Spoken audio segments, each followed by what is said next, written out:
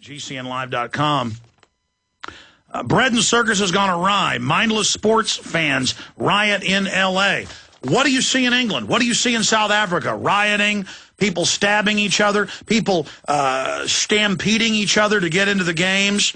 You see people at Walmart, because they're going to have a sale, stampede and kill a bunch of people over mindless crud made in China. Crud made in China that destroyed our industrial capacity and any future to have jobs in this country. What have we been turned into collectively?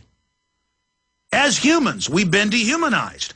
We've been turned into people that only value sports, that only value sports teams and Hollywood stars and fluff and the latest celebrity gossip. And while you're busy focused on that, the federal government is openly moving to take your free speech and openly moving to set up a North American Union and destroy our republic.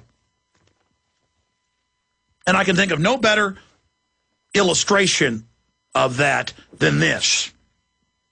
I heard this on XM Fox News yesterday, so I went and looked it up, and sure enough, you can even watch video online of LeBron James basically wasn't even going to show up to this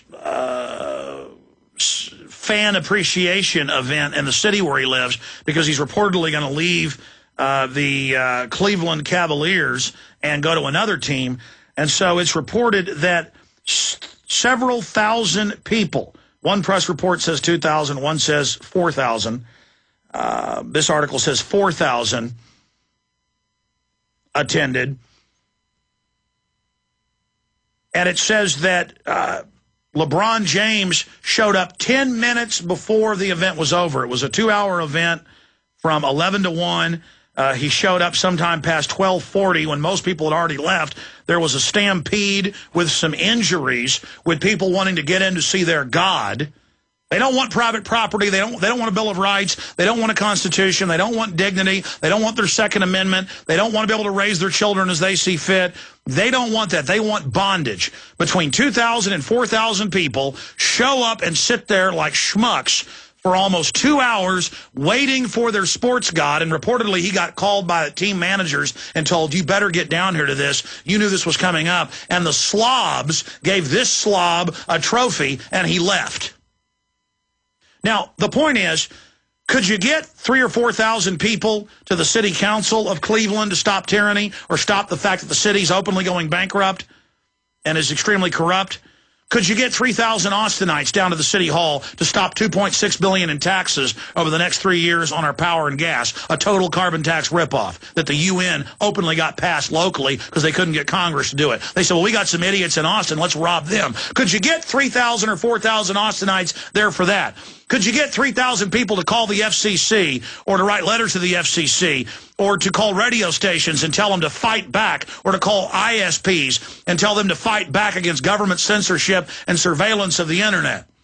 Could you get 3,000 people out to stand up against water fluoridation, which admittedly causes brain damage and bone cancer? No. Could you get 3,000 people out in Cleveland against year number 9 coming up in Afghanistan? Going into year number 7 in Iraq coming up? No, you couldn't. And that's why the globalists are making their move on us. They know we're a joke. I talk to adults who are even well-to-do in business. They don't know history. They don't know anything. But they know all about sports teams.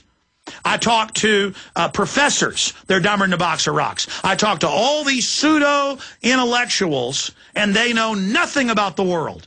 And everybody's wearing their UT Longhorns hats. And that's all anybody talks about in the town where I live. Not about freedom, not about liberty, but a fake, tribal, what was the word that the late, great author called it? Grandfalloon. It's something that really doesn't even mean anything, but a bunch of people that have no connection to it rally around it and worship it and laud it. Kurt Vonnegut. Incidentally, Kurt Vonnegut, just cultural point, was a fan of the show and sent me a hand-done print he did about a year before he died. Could never get him on the show, though. He said that his time was over and he was making no more public appearances. I guess he stuck with it.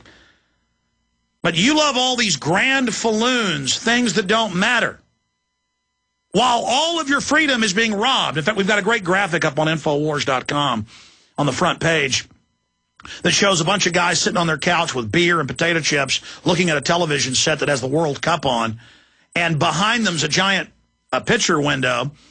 And it's Obama on a bulldozer bulldozing the Bill of Rights and Constitution and our health care. But imagine these people. LeBron James thinks the people that pay millions of dollars a year are a bunch of schmucks, and they are. A bunch of mindless idiots. He could care less about them. He could care less about them some appreciation event. Imagine almost 4,000 people, the press reports, showing up to beg and lick the boots of someone saying, please don't leave our town. We associate our well-being and our identity with you, a person that runs around a court bouncing a ball and putting it in a hoop.